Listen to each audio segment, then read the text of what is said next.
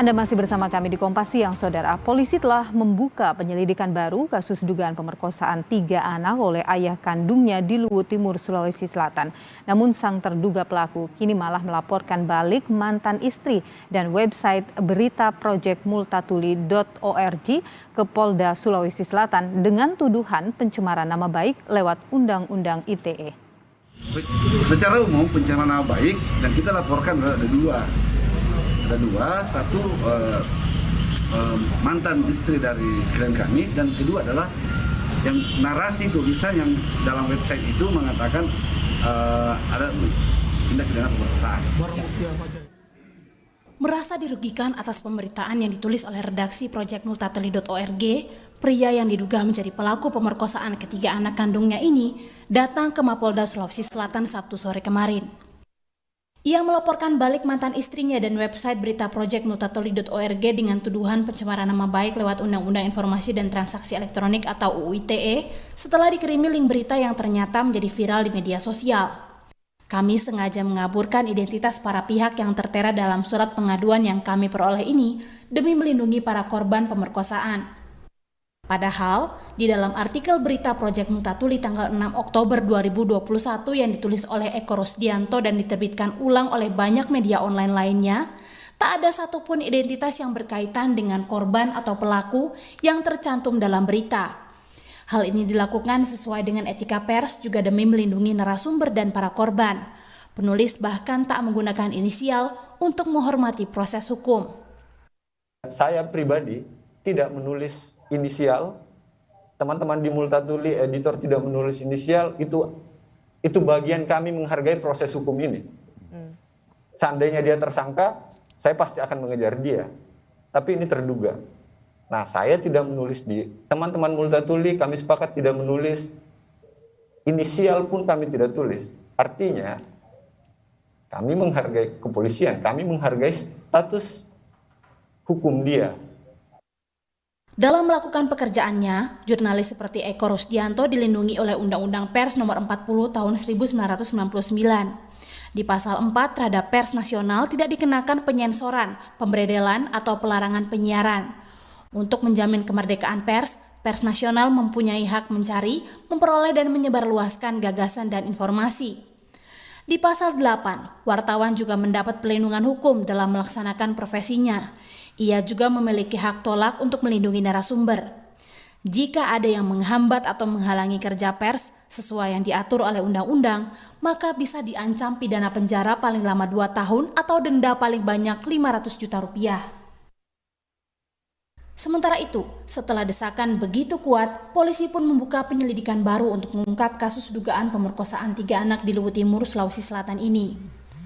Pasalnya ada 3 hasil visum yang berbeda terhadap para korban. Namun kasus ini tetap ditangani di Polres Luwu Timur dengan supervisi Polda Sulawesi Selatan. Yang akan didalami oleh penyidik nanti adalah hasil pemeriksaan dari tempus atau waktu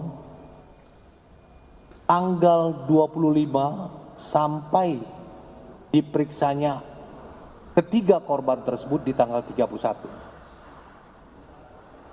Kenapa?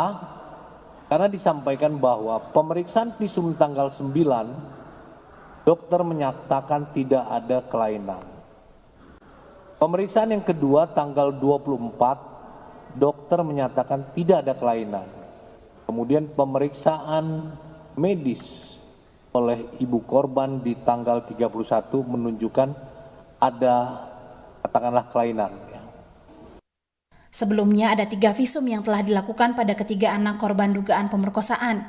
Dari hasil visum kepolisian yang dilakukan pada tanggal 9 Oktober dan 24 Oktober 2019, pihak dokter tidak menemukan kelainan. Sedangkan pada 31 Oktober 2019, ibu korban melakukan pemeriksaan medis secara mandiri dan menunjukkan hasil yang berbeda, serta kerusakan pada organ intim ketiganya. Meski polisi bersikukuh untuk menggunakan pasal pencabulan, pihak kuasa hukum korban LBH Makassar tetap memperjuangkan agar kasus ini bisa diusut dengan pasal pemerkosaan, sesuai keterangan ketiga korban dan hasil asesmen psikologi di Makassar. Asesmen terhadap anak, itu keterangan anak itu menunjukkan ada kekerasan seksual. Bukan sekedar dokumen asesmen P2TP2A atau psikolog P2TP2A Kota Makassar, tapi juga semuanya itu, mulai dari visum psikiatrikum di Bayangkara, visum asesmen psikolog di Luhut Timur dan juga di Makassar, itu menunjukkan keterangan anak bahwa dia mengalami kekerasan seksual. Ketua Komnas Perempuan Andi Yentriani mengatakan kasus ini sebetulnya masuk dalam kasus dugaan pemerkosaan. Namun polisi merujuk kasus ini menjadi dugaan pencabulan karena perbedaan definisi pemerkosaan.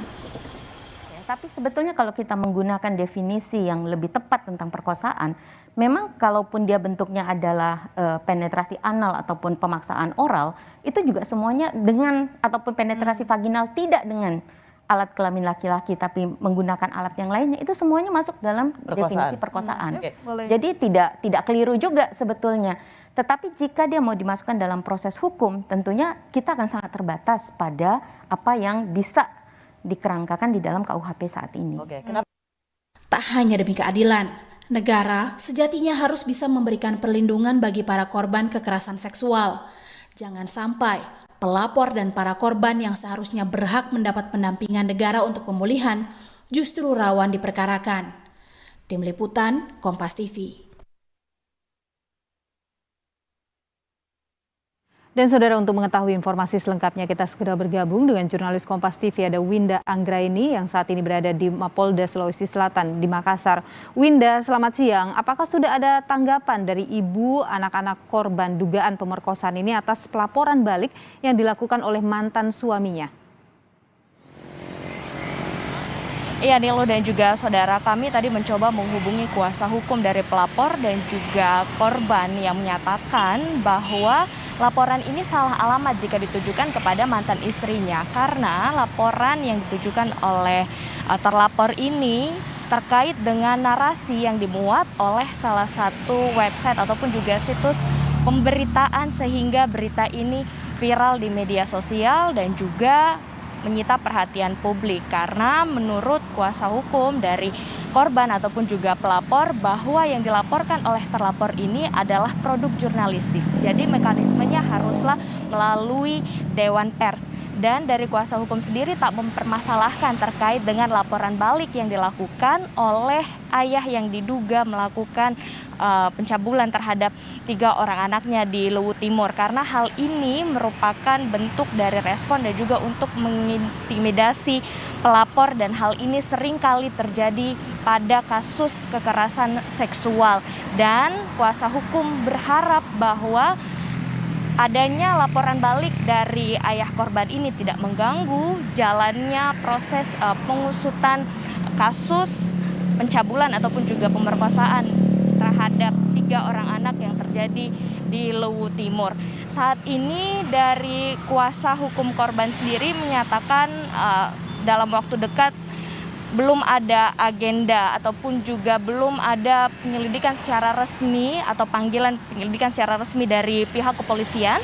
Saat ini dari kuasa hukum ataupun juga pendamping hukum dari korban ini fokus untuk melakukan perlindungan dan juga pemulihan terhadap ibu korban ataupun juga ketiga anak yang diduga menjadi korban pencabulan di Luhut Timur ini untuk pemenuhan hak-haknya.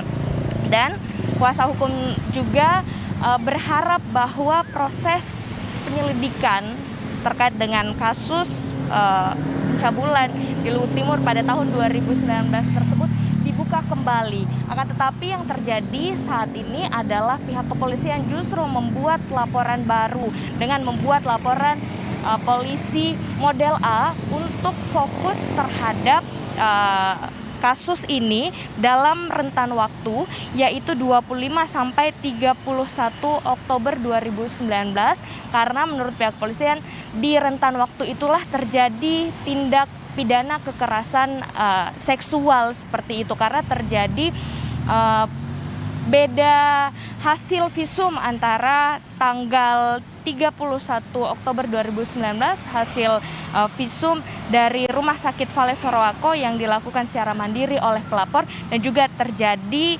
perbedaan hasil di dua hasil visum lainnya, yaitu 9 Oktober dan tanggal 24 Oktober, sehingga kuasa hukum berharap bahwa kasus ini bisa dibuka kembali. Nilu. Baik, ada harapan agar kasus ini bisa dibuka kembali terkait dengan laporan dilayangkan oleh ayah terduga pelaku ini tidak menjadi masalah bagi kuasa hukum dari korban. Terima kasih laporan Anda, jurnalis Kompas TV Winda Anggraini langsung dari Makassar, Sulawesi Selatan.